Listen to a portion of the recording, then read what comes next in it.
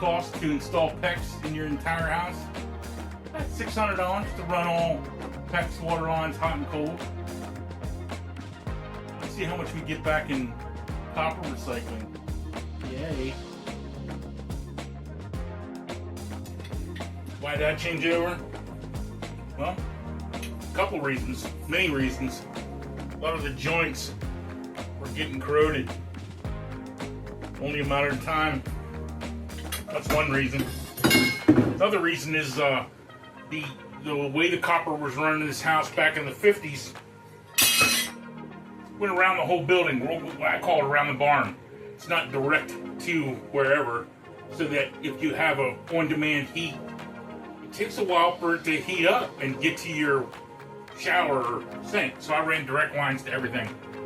Another reason.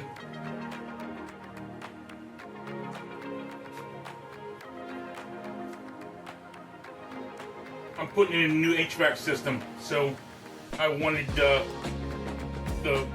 water lines to run above heat, so that when me and the old lady are on vacation, we can lower the temperature via Wi-Fi thermostat to our house bare minimum.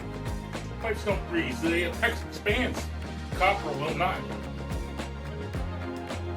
Turn on the spigot, clank, clank, clank, clank, clank in a couple places, so clearly the copper wasn't installed correctly back in the day, and it's been clanking for 15, 20 years. I'm tired of hearing it. Those are my reasons.